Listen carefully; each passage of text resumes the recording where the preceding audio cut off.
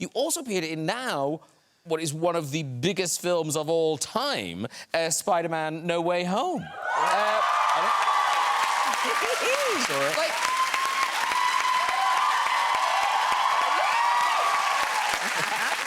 Everyone loves it. Everyone loves Spider-Man. Yeah. Well, I went to see it in the cinema, and when you guys appeared, the cheer was amazing. Yeah. You saw it in the cinema. But you know, you went to see it. It's so cool. Yeah, I mean, it's so. I finished playing. I'm far too old to be playing Spider-Man now, but they asked me back, and it's the sweetest thing ever.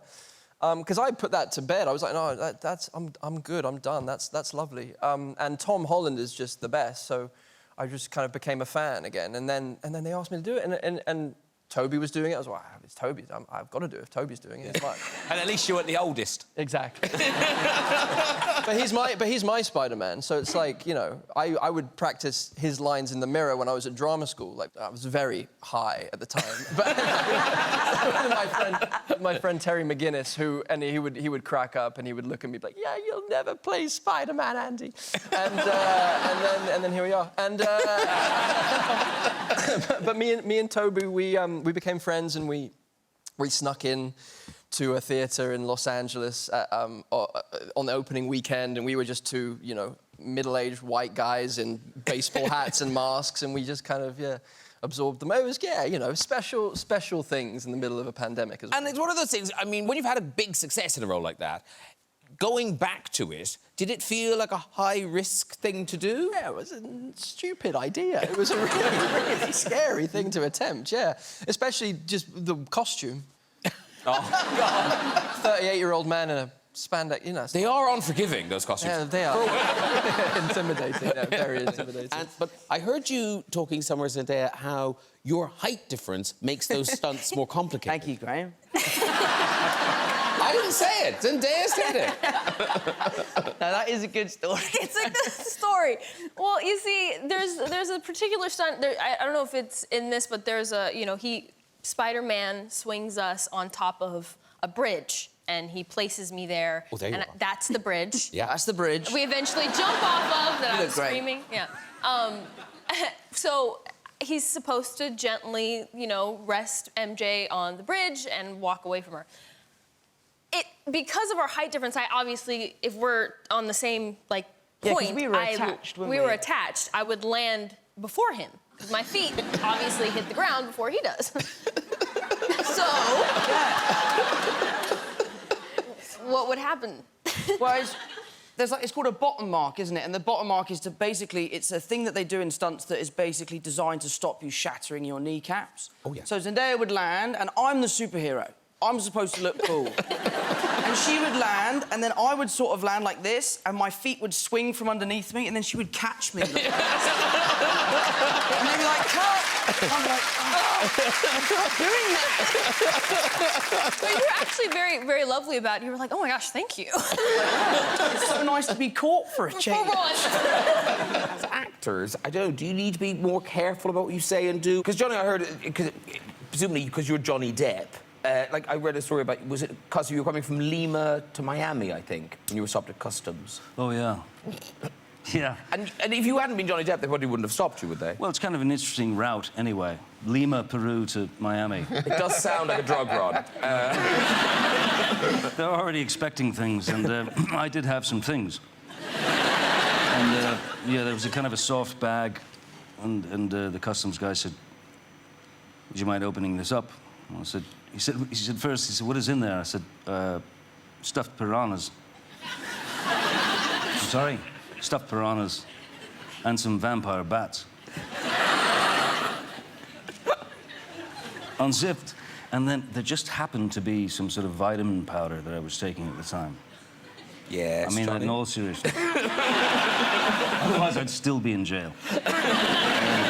And when I unzipped it, poof, you know. And there were these piranhas and bats covered in white powder. Why did you have piranhas and bats? Never mind the cocaine, right? Sorry, why did you have piranhas and bats? Well, it was important to have them. Yeah, of course. I had to bring them home. Yeah. But the guy thought he'd found the mother lode, you know. You must have been so excited. Oh, God, it was... Oh. After that. Two-hander. He didn't go through with it, just so you know. So how did you say? I'm still a virgin. Oh, I was a virgin until Ricky. Did you say? Do you say that's vitamin powder? Don't worry about it. And he believed you. Is that real? They really do Did that? not believe me. No. No, right. So what do they do? Everybody came out with guns and things like that. And you Couldn't have been for that. But did you put a knife in your and go up the rigging to get away from it? That's what I'd have done. And Adele, you do that thing. When you bring out an album, you bring it out and you do the promo, and you normally do a tour, or in this case, it was going to be the Vegas residency, and then you vanish. Yeah. So, what are your plans for this vanishing, and do you know how long you're going to be vanished for? Well, I definitely will vanish again, but I'm trying to make a really conscious effort to stop being so anal with my privacy. Like, I mean, saying that, I'm still fucking private though, so I don't really know what it is. But I'm trying to not always be two completely different versions of myself because it's exhausting. Like, you know, switching on and switching off and stuff like that. So that's sort of why I'm sort of I go out for dinner a bit more now, even, which I know sounds pathetic. But, what's the worst that could happen? Nothing. You know, so, yes, I will be disappearing in terms of my music, but, you might see a glimpse of me every now and then. I won't be in complete hiding, you know, but... Do you disappear to, recharge? Yeah, and it takes me a while. Yeah. It really takes me a while. You know, it takes me about 3 years, yeah, and then I've got to, rev myself up to go into the studio, and then it takes me a good year and a bit to finish an album. You hosted the Golden Globes. Is it 5 times you hosted the Golden Globes? 5 times over 10 years, yeah. OK. Yeah. Because I don't know if you guys know, you probably don't know, that the Golden Globes have just sort of vanished. They didn't happen this year for loads Because of of reasons. you? Was it Because, yeah, I'm getting the blame for it. I know, I am, yeah.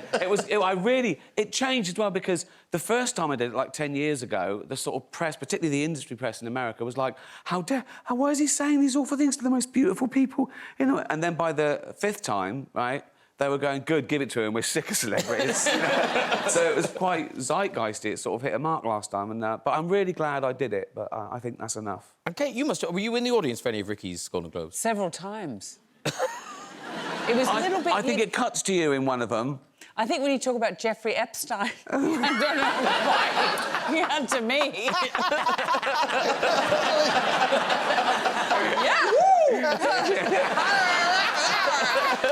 Yeah. I mean, yeah. But it's a little bit like the experience of being in the room with you at the Golden Globes is a little bit like the tail end of a family Christmas. Yes. Where you know it's the drunk uncle. Yeah, drunk uncle. Yeah. It's like, do we show him where the bathroom is? Or do we just let him? I can feel that, and I can see the tension. And then when I do a joke about them, they think, "Oh, that was all right." Like Leo DiCaprio was sort of laughing, thinking, "Phew, you could have said a lot worse," you know. Yeah. That's the lovely thing for us watching as well, is the jokes are obviously funny, but then it's seeing the faces in there and how they take it. Did you always say every joke, or did you ever stop yourself? No, I know. I went there. You know. Yeah. You know, that's my adrenaline rush. I'm not a brave person. You know, so that's my only extreme sport I do. Saying things in front of them. Yes. I just wondered if there was a gag you thought, oh no, that's gone a bit far. Oh yeah, I mean Most of them. Oh, yeah. But you know, if you think the things I say are terrible, think of the things I think. That's very good point. Were you in a punk band when you were on the same... Were you backstage with Madonna when you were in a punk band? The punk band was in Atlanta, Georgia, when I started out. But Madonna stuff, that was New York in the early 80s. And was she, a fan of yours? No, she was a fan of no one's but Madonna's. Yeah. She's only a fan of hers, yeah. And still today. Yeah. Didn't you audition for Madonna, Benedict? Oh, God, yes, I did. She just sort of came in breezily, very late, and had a clipboard in hand and said, yeah, Benedict Cumberbatch, is that really your name? And I went, yes, it is, Madonna.